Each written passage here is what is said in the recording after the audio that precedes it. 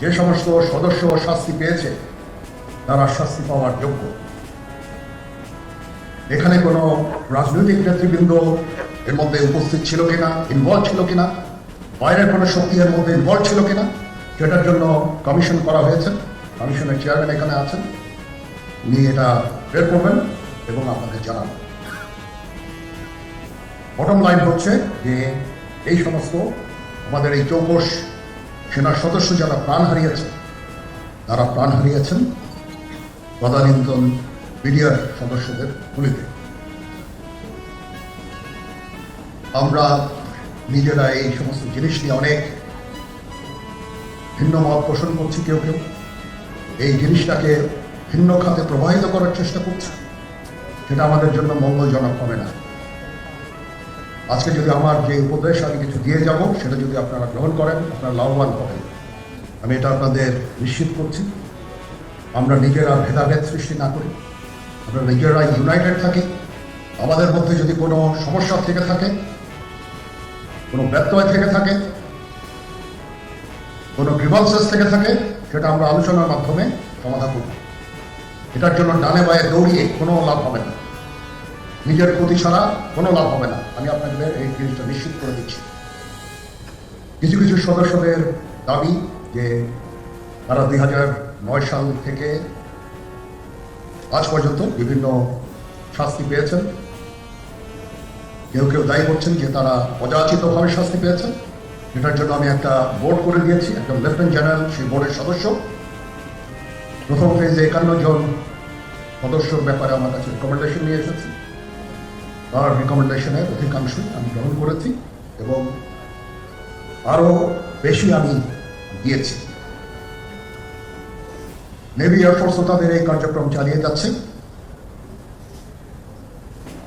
আমার stand point হচ্ছে, যদি কেউ অপরাধ করে থাকে সেটার জন্য কোনো ছাড় হবে না, বিন্দু মাত্র ছাড় নাই। আমি আপনাদের পরিষ্কার করে দিচ্ছি, it is a discipline force. Discipline ফোর্সকে ডিসিপ্লিন থাকতে দেন। আজকে এই দেশের ক্রান্তি লগ্নে সমস্ত বাহিনী, সমস্ত অর্গানাইজেশন বিপর্যস্ত হয়ে পড়েছে। খালি সেনাবাহিনী টিকে আছে, বিমান বাহিনী টিকে আছে, নৌবাহিনী টিকে আছে। কেন? Because of discipline.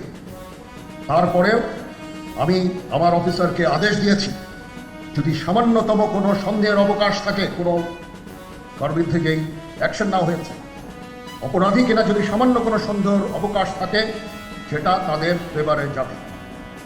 এটা হচ্ছে আমার ঢালাও নির্দেশ। সেই হিসাবে বিভিন্ন প্রস্তাব আমার কাছে এসেছে। কোনো কোনো প্রস্তাবে আমি আরও আমার নিজের থেকে যোগ করে আরও বেশি আমি দিয়েছি।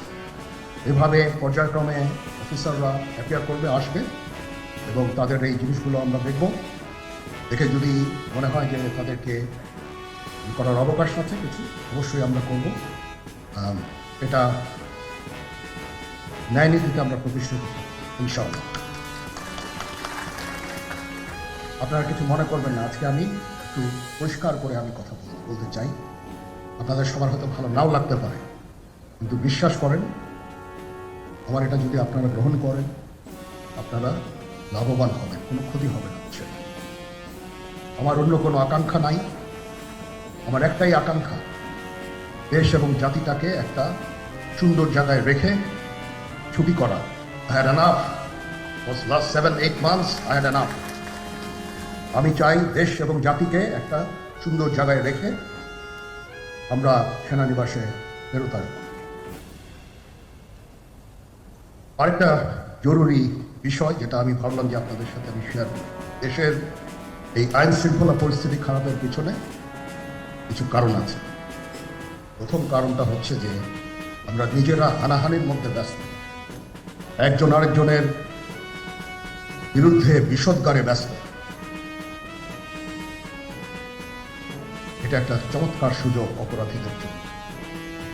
যেহেতু আমরা একটা অরাজক পরিস্থিতির মধ্যে বিরাজ করছি, তারা খুব ভালোভাবেই জানে যে এই সময়ে যদি এই সমস্ত অপরাধ করা যায়, তাহলে এখান থেকে পরিত্রাণ পাওয়া সম্ভব। সেই কারণে এই অপরাধগুলো হচ্ছে।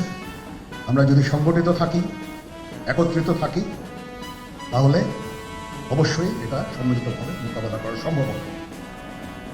Police, RAB, BGB, DGFI, NSI এগুলো দেশের জন্য অত্যন্ত গুরুত্বপূর্ণ কাজ করেছে অতীতে, খারাপ কাজের সাথে অসংখ্য ভালো কাজ করেছে। আজকে যে দেশের স্থিতিশীলতা, দেশটাকে যে এত বছর স্থিতিশীল রাখা হয়েছে, এটার কারণ হচ্ছে এই সশস্ত্র বাহিনীর বহু সেনা সদস্য, সিভিলিয়ান সবাই মিলে এই অর্গানাইজেশনগুলোকে, অসামরিক সামরিক সবাই মিলে এই অর্গানাইজেশনগুলোকে এফেক্টিভ রেখেছে। সেই জন্য আজকে সুন্দর, এতদিন ধরে আমরা একটা সুন্দর পরিবেশ পেয়েছি। এর মধ্যে যারা কাজ করেছে, যদি অপরাধ করে থাকে সেটার শাস্তি হবে, অবশ্যই শাস্তি হতে হবে, না হলে এই জিনিস আবার ঘটবে। আমরা সেটাকে বন্ধ করতে চাই চিরতরে, কিন্তু তার আগে মনে রাখতে হবে আমরা এমনভাবে কাজটা করব এই সমস্ত অর্গানাইজেশনগুলো যেন আন্ডারমাইন্ড না হয়। আজকে পুলিশ সদস্য কাজ করছে না, এটা বিশাল বড় কারণ হচ্ছে অনেকের বিরুদ্ধে মামলা, অনেকে জেলে। RAB, BGB, DGFI, NSI panic, বিভিন্ন দোষারোপ, খুন ইত্যাদি তদন্ত চলছে। অবশ্যই তদন্ত হবে, দোষীদের বিচারের আওতায় আনতে হবে, এমনভাবে কাজটা করতে হবে যেন এই অর্গানাইজেশনগুলো আন্ডারমাইন না হয়। এই অর্গানাইজেশনগুলোকে যদি আন্ডারমাইন করে আপনারা মনে করেন যে দেশের শান্তি শৃঙ্খলা বিরাজ করবে, সবাই শান্তিতে থাকবেন, সেটা হবে না, সেটা সম্ভব না। আমি আপনাদের পরিষ্কার করে বলে দিচ্ছি, এই দেশের শান্তি শৃঙ্খলা রক্ষার দায়িত্ব খালি সেনাবাহিনীর না। 2 লক্ষ পুলিশ আছে, বিজিবি আছে, র্যাব আছে, আনসার বিডিপি আছে, আমার আছে হচ্ছে 30,000 সৈন্য। এদেরকে আমি এই যে একটা বিরাট ভয়েড, আমি এই 30,000 সৈন্য দিয়ে আমি কিভাবে এটা পূরণ করব? 30,000 থাকে, আবার 30,000 চলে যায় ক্যান্টনমেন্টে, আরো 30,000 আসে। এটা দিয়ে আমরা দিন রাত আমরা চেষ্টা করে যাচ্ছি। এখানে যে সমস্ত শৃঙ্খল কাজ হয়েছে সেটা আমাদের নিজস্ব তৈরি, এটা আমাদের নিজস্ব ম্যানুফ্যাকচার, আমরা নিজস্ব এইগুলো তৈরি করেছি। এই বিপরীতমুখী কাজ করলে দেশে কখনো শান্তি শৃঙ্খলা আসবে না, এই জিনিসটা আপনাদের মনে রাখতে হবে।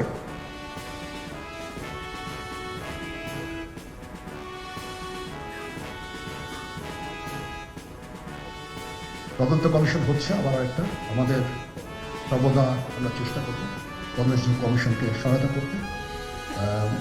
যে ধরনের সাহায্য সহযোগিতার প্রয়োজন হয় আমরা করব।